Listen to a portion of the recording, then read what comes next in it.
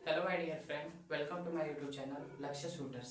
मैं लक्ष्य त्रिपाठी आप सभी का अपने यूट्यूब परिवार में स्वागत करता हूं। स्टूडेंट, जैसा कि आपको डिस्क्रिप्शन से ही पता चल जाएगा, डिस्क्रिप्टिव से ही पता चल जाएगा कि हम लोग जो अभी क्लास करने जा रहे हैं वो हम लोग बेसिक जियोग्राफी को कवर कर रहे हैं, जिसमें कि हमने पहला वीडियो आप लोगों को दे दिया है, जो कि मैंने 2:30 बजे के आसपास में जगकर वीडियोस कंप्लीट किया था या फिर बनाया था।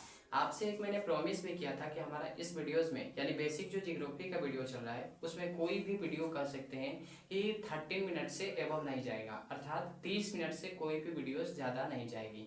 फिर आपसे मैंने ये भी वादा किया था कि जब आप मेरी क्लासों को देख लेंगे तो आप किसी भी कंपटीशन की एग्जाम की तैयारी करते हो, ये मैं नहीं कर रहा हूँ कि सिर्फ पुलिस के एसएससी के ही, आप किसी भी एग्जाम की तैयारी कर रहे हो, आपको जियोग्राफी से अगर क्वेश्चन कोई उठाता है, राइज करता है, तो उसको आप बता सकते हैं। क्यों मैंने कहा, क्योंकि अभी जो हम लोग सिलेबस दे रहे हैं ऐसा कह सकते हैं कि आप यूपीएससी लेवल का हम लोग सिलेबस देने की कोशिश कर रहे हैं। अब कहेंगे सर आप तो यूपीएससी का एग्जाम भी नहीं लिखे हैं और मतलब दिए भी नहीं है, ठीक है टीचर है वो अलग बात होगी। तो मैं बता दूं कि अभी भी मैं यूपीएससी का तैयारी कर रहा हूँ, मतलब कंटिन्यू, ठीक है। तो इसलिए हमें जो भी वहाँ पढ़ाया जाता है मैं कोशिश करता हूँ कि उसको जिसको मैं समझ लिया उसको आप लोगों को पढ़ाने या फिर बताने की कोशिश करता हूँ। जैसा कि हम लोगों ने ये सेशन स्टार्ट करने से पहले हर वीडियोस में 2 लाइन का मोटिवेशन किया हुआ है, उसी तरीके से ठीक हम लोग इसमें भी क्या करेंगे कि 2 लाइन का मोटिवेशन करेंगे। ठीक है, हार जाऊंगा उस अदालत में, हार जाऊंगा उस अदालत में ये मुझे यकीन था, हार जाऊंगा उस अदालत में ये मुझे यकीन था, जहां वक्त बन बैठा जज और नसीब मेरा वकील था। ठीक है, इसी के साथ हम लोग सेशन को स्टार्ट करते हैं।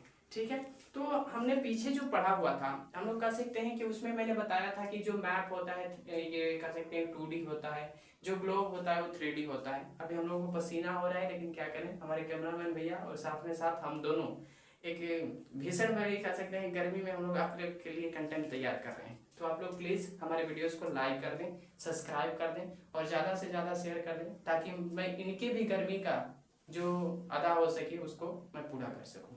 ठीक है, तो स्टार्ट करते हैं।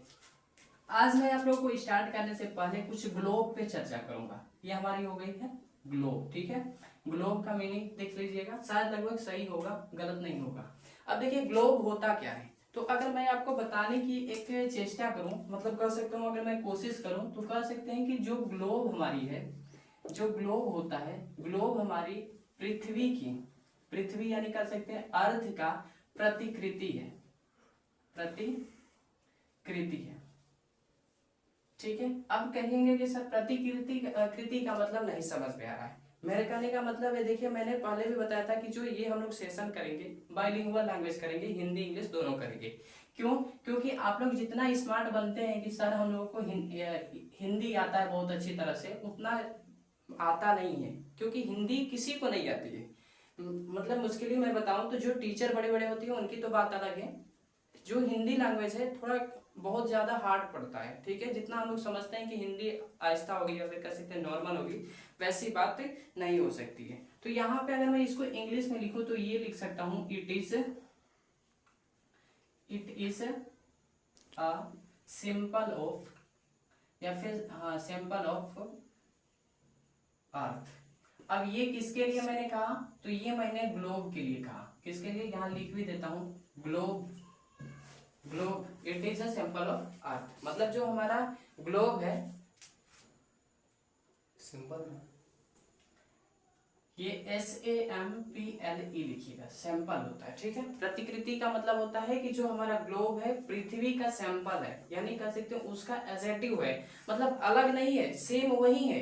बस अंतर क्या है कि जो हमारा मैप रहता है ऐसे रहते हैं, मैंने बताया था कि जो आपका मैप होगा कैसा होगा, 2D होगा, जबकि जो ग्लोब होता है वो हमारा कैसा फिगर होता है, 3D होता है। इसको मैंने डिटेल से भी बताया, अगर आप लोग नहीं देखे तो पहले वीडियो को देखे उसके बाद सेकंड पे आए।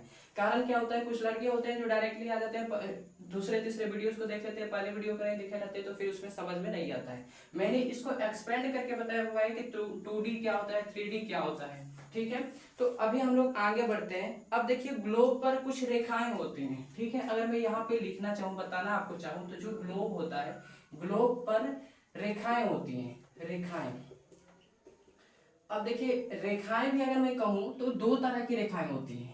वो एक कह सकते हैं जो कि हमारे ऊपर से नीचे की तरफ होती हैं, ऊपर से क्या करती हैं, नीचे आती हैं। अब देखिए आप शायद जो हिंदी मीडियम का होगा उसके लिए अभी मैं बताता हूँ, इंग्लिश मीडियम के लिए जब मैं इसको इंग्लिश में ट्रांसलेट करूंगा तब बता दूंगा। एक हमारी जो होती है ऊपर से, अर्थात जैसे ये ग्लोब हो गया, ऐसे रेखाएं आ रही है ऊपर नीचे आ रही है, ठीक है। ये देखिए, ये इसको मान लीजिए ऊपर, इसको मान लीजिए नीचे, तो ये क्या कर रही है, ऊपर से नीचे आ रही है, ठीक है। और एक जो हमारी होती है, यानी जो दूसरी हमारी होती है, कैसी होती है, लेटी होती है, लेटी रेखाएं होती हैं। अब देखिए इसका भी कहेंगे कि सर ये लेटी रेखाएं का मतलब क्या है, तो इसका मतलब होता है जैसे कि मान लीजिए इसी पे ऐसे चला दो मैं, तो ये जो है ये लेटी हुई है, ठीक है। अब देखिए ये भर गया है, थोड़ा इसको हम इरेज करते हैं, फिर साथ ही साथ में अगले मतलब का सेकंड स्लाइड पे इसको कवर करवाते हैं, ठीक है। चलिए अब मैं आपको यहाँ पे बताने की अगर कोशिश करूँ तो एक मैंने, सॉरी ये हमारा मार्कर चल नहीं रहा है, दूसरे से करते हैं। एक मैंने बताया हमारा कि क्या होता है ऊपर से, एक हमारी होती है ऊपर से, क्या करती है हमारे दोस्त, ऊपर से नीचे आती है, मैंने जैसे कि अगले स्लाइड पे बताया था। और एक हमारी कैसी होती है, लेटी होती है, ठीक है। अब लेटी और ऊपर नीचे में जो इंग्लिश हमारा होता है, इंग्लिश लैंग्वेज में क्या कहते हैं ये हम लोग समझ लेते हैं। तो जो ऊपर से नीचे आएंगे उनको कहा जाता है लॉन्गिट्यूड, लॉन्गिट्यूड। अब ये मत कहिएगा सर मीनिंग गलत लिख दिए, मीनिंग आप लोग मिला लीजिएगा। आप कोई बच्चे क्लास में नहीं पढ़ते हैं, जितने भी होंगे लगभग यूपीपी या फिर कह सकते हैं बीपी या फिर कह सकते हैं एसएससी की तैयारी करने वाले बच्चे होंगे जो कि अभी देख रहे होंगे। हाँ, जो छोटे बच्चे हैं उनसे भी मेरा रिक्वेस्ट रहेगा कि थोड़ा मीनिंग को चेक कर लीजिएगा, क्योंकि हम लोग मीनिंग को उतना कवर नहीं कर पाते, मतलब ध्यान से नहीं देख पाते हैं, ठीक है। आगे आ जाओ। जो लेटी होती है, लेटी वाली को हम लोग इंग्लिश में कह सकते हैं लैटिट्यूड। लॉन्गिट्यूड और लेटिट्यूड के बारे में आप लोगों ने पढ़ा होगा, ठीक है। DUDE होता है, ठीक है।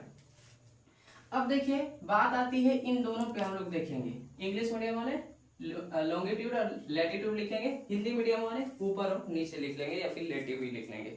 अब इसको भी मैं अगर बताऊं तो इसको हम लोग कहते हैं देशांतर, इसको हम लोग कह देते हैं देशांतर, और इसको क्या कहते हैं तो अक्षांश कह देते हैं, ठीक है। ये वाली जो लाइन हमारी होती है ये अक्षांश होती है, ऊपर वाली जो होती है देशांतर होती है। जो उत्तर से, अगर कोई ये पूछे कि बाबू बताओ उत्तर से पूरब कौन सी रेखाएं जाती हैं, तो आपको बताना है कौन सी रेखाएं जाती हैं, देशांतर, ठीक है।